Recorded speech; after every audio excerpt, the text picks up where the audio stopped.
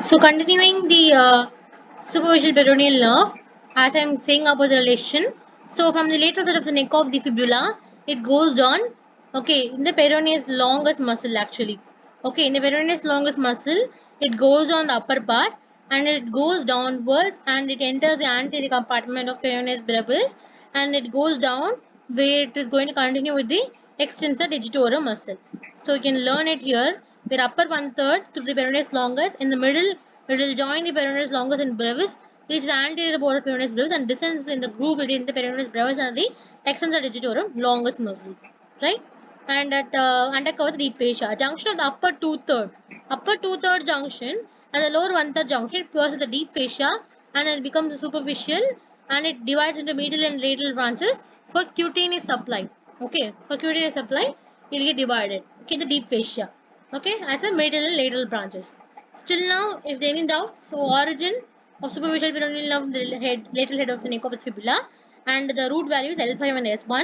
It is a branch of the common peroneal nerve and ventral primary rami of L5 and S1. So the courses will start with the neck of the fibula, lateral side of the neck of the fibula, in the upper compartment. So that is the upper two third. We can see them going on to the peroneus longus in the middle part between the peroneus longus and brevis and descends downwards between the groove of the peroneus brevis. It reaches anterior side of the anterior border of the peroneus brevis and lies and descends downwards between the groove of the anterior groove of the peroneus brevis and the extensor digitorum muscles.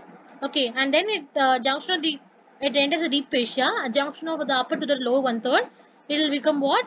Cutaneous, and it will be dividing into medial and the lateral division to supply the cutaneous, to have a cutaneous supply. Okay, so now we'll see about the branches and the distribution of the superficial peroneal nerve. Faster. So muscular branches, you can see them, peroneus longus and brevis. Also to the external digitorum muscles to some extent. So cutaneous branch is very important. Through its terminal branches, superficial peroneal nerve supplies the lower one third of the lateral side of the leg. So it supplies the lower one third of the lateral side of the leg.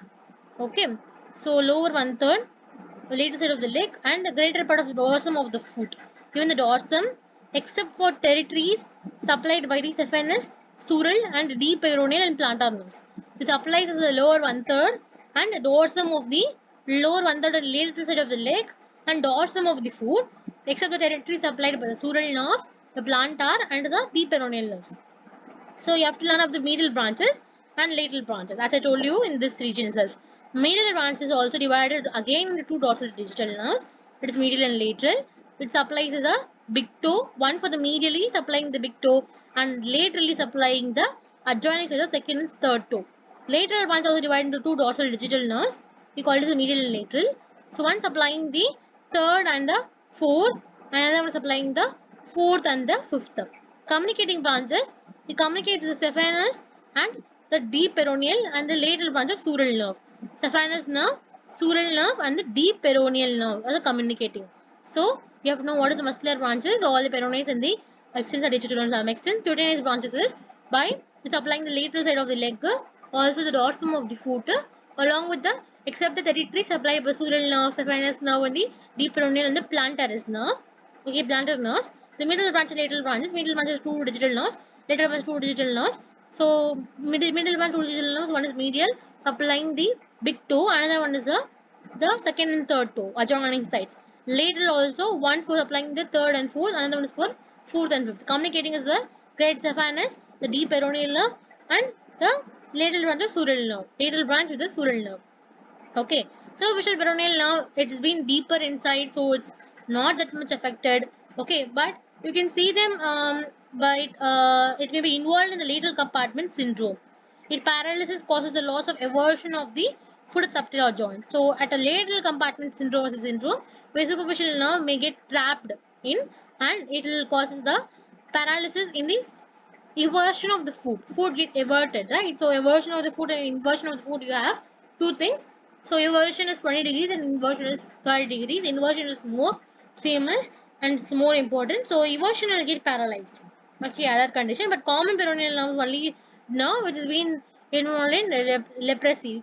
We call it as Hansen. Okay, so that is important. And next to go on with the quick revision, we have the retinacula.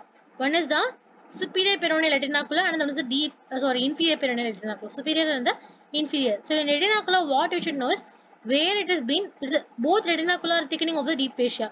That is very important.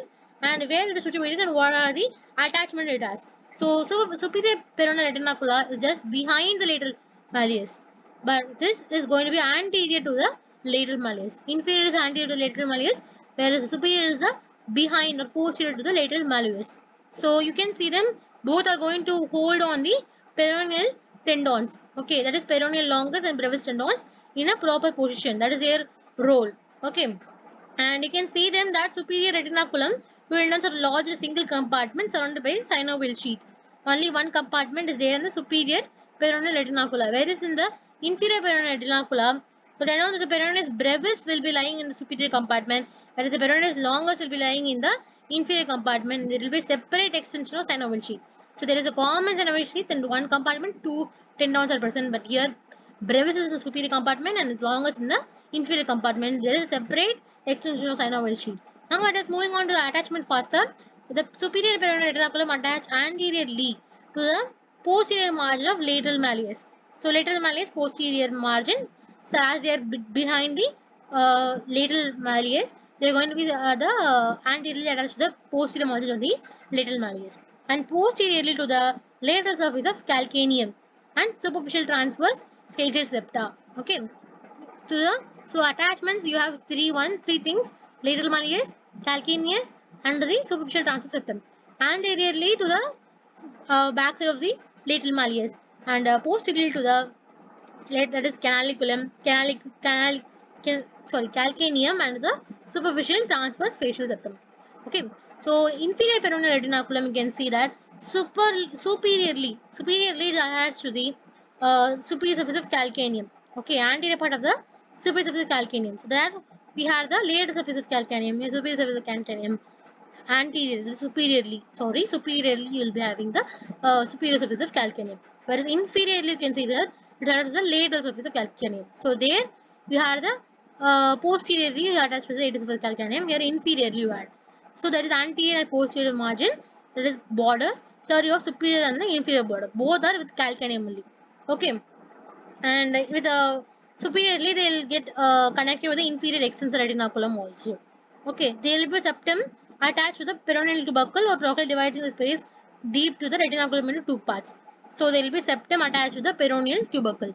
That is what you have to remember. So in this retinacula is a short nose. You should know the superior and the inferior retinacula, where they are present, what are the attachments. Here anterior posterior attachment, anterior attachment to the lateral malleus and posterior attachment to the canaliculi, calcaneum, not canaliculi, calcaneum, lateral surface. Inferior you have the where it's situated and what are the attachments. Superiorly it is attached to the anterior part, superior to superior surface of the calcaneum, inferior to the lateral surface of calcaneum.